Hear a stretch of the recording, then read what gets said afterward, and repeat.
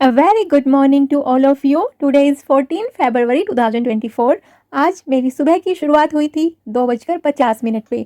सुबह तो नहीं बोलेंगे, रात ही थी, लेकिन सुबह हो जाती है, टाइम कैसे निकल जाता है पता ही नहीं लगता है। अपना नॉर्मल वही डेली का रूटीन, थोड़ा सा योगा, थोड़ा सा प्राणायाम, फ्रेशन अप होके पानी गर्म करके अपनी पढ़ाई शुरू करते हैं। कामयाब होने के लिए अकेले ही आगे बढ़ना पड़ता है। लोग तो पीछे तब आते हैं जब आप कामयाब होने लगते हैं। आपको अपनी रातें काली करनी पड़ सकती हैं, सुबह जल्दी उठना पड़ सकता है। अपनी मेहनत करिए, अकेले अपने दम पे करिए। फैमिली का सपोर्ट नीड पड़े तो ज़रूर लीजिए। लेकिन जो आपके ये बार-बार क्वेश्चन आते हैं ना कि हम तो सुबह उठ ही नहीं पाते, हमारी तो नींद ही नहीं खुलती, उठ जाते हैं तो वापस नींद आ जाती है। हर किसी के साथ प्रॉब्लम है। सॉल्यूशन आपको खुद से ही ढूँढना पड़ेगा। ये हैबिट सुबह जल्दी उठने की आपको खुद से ही डेवलप करनी पड़ेगी।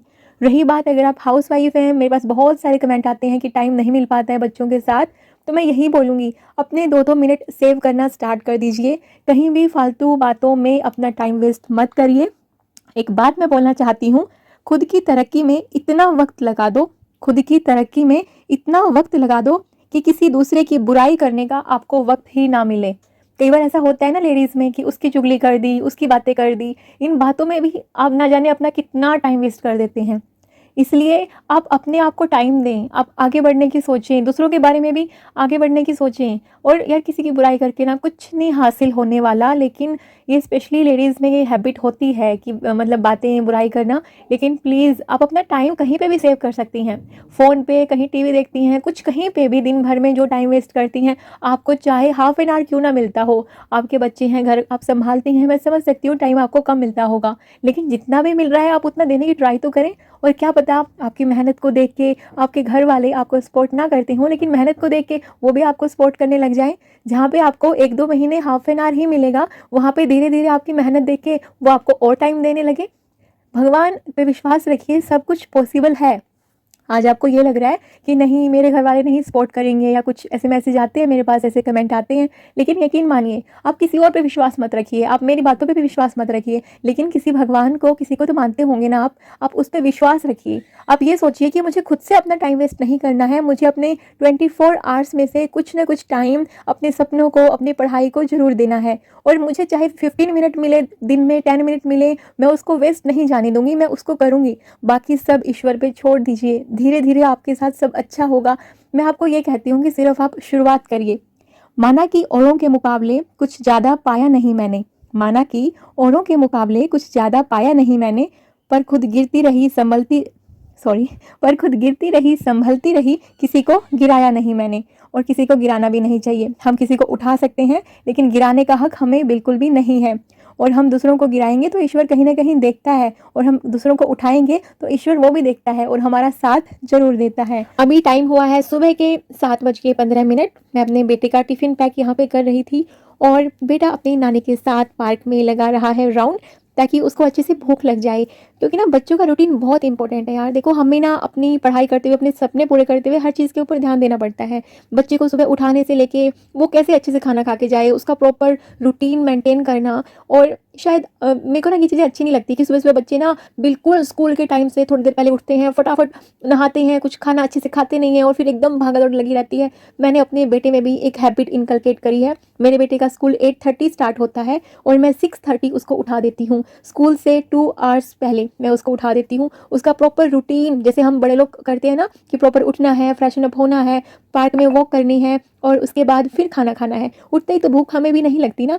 फिर फाइनली बेटे को स्कूल भेज के उसके बाद मम्मी यहाँ पे बना रही हैं बाजरे की रोटी, और ये देसी खाना हम सबका बहुत ही फेवरेट है यार। कभी कभी ना ऐसा होता है कि हमें ना अच्छे अच्छे पकवान नहीं भाते हैं। वैसे ये बहुत अच्छा पकवान है, हाँ मैं बोल रही हूँ कि जैसे बाहर का खाना या कुछ ऐसा ना, बट घर का खाना ना, और स्पेशली मम्मी के हाथ की बाजरे की रोटी, और मेड ने जो बनाया था कौन सा रायता, बथुए का रायता। अगर आप समझते हो, अगर आप हरियाणा से होंगे तो आप समझते होंगे, बथुए का रायता, बाजरे की रोटी, थोड़ी सी शक्कर साथ में, बस मज़ा आ जाते हैं वो खाना खा के ना। टाइम कैसे निकल जाता है ना, मानो पता ही नहीं लगता। रात के लगता है कि 2-3 बजे होते हैं, फिर बच्चे के स्कूल जाने का टाइम हो जाता है, उसको स्कूल से वापस लाने का टाइम हो जाता है और फिर ऐसा देखते ही देखते शाम हो जाती है। ऐसा लगता है कि वक्त ना जैसे अपने हाथों से फिसला जा रहा है और इस वक्त की कीमत समझनी बहुत ज़रूरी है। अभी टाइम हुआ है 4:15 और यहाँ पे भाई ने बनाई थी कॉफ़ी, उसको मैं सिखा रही थी कॉफ़ी बनाने के लिए। और फिर ठीक है, इवनिंग में थोड़ा सा टाइम मेरे को जैसे भी मिलता रहता है तो मैं किचन में आती रहती हूँ, लेकिन अभी भाई और मम्मी हैं तो मुझे काफ़ी हेल्प मिल जाती है उन लोगों से।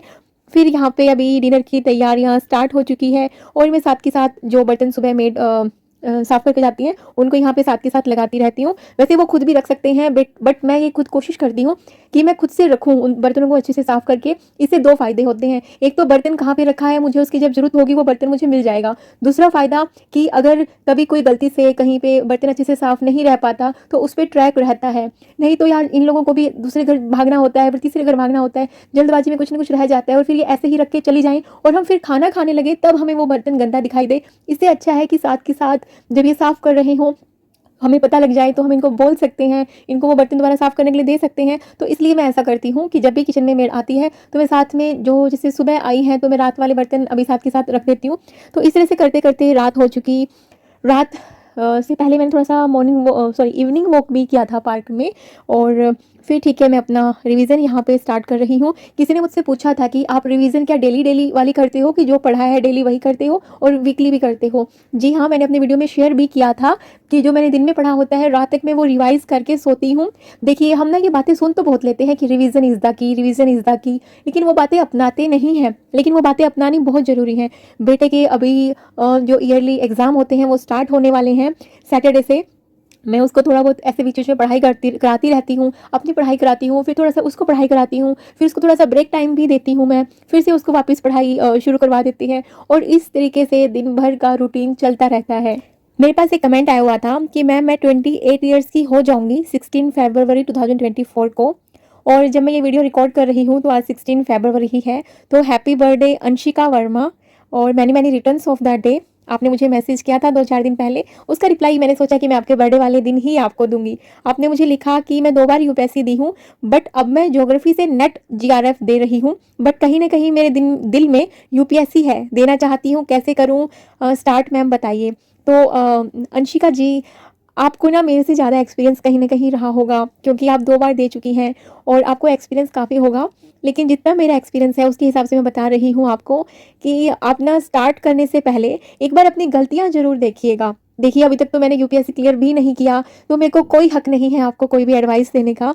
लेकिन आपने मुझसे पूछा है छोटी बहन या बड़ी बहन के नाते, तो मैं उसके नाते आपको बता रही हूँ कि सबसे पहले आप अपनी गलतियाँ देखिएगा कि आपने गलतियाँ कहाँ पे करी हैं। क्योंकि ऐसा तो नहीं है कि आपने मेहनत नहीं की होगी। हर कोई जो एग्ज़ाम देने की इच्छा रखता है, हर कोई अपनी मेहनत का 100% देता है और फिर भी वो क्लियर नहीं होता, तो कहीं न कहीं मिस्टेक रही होती हैं।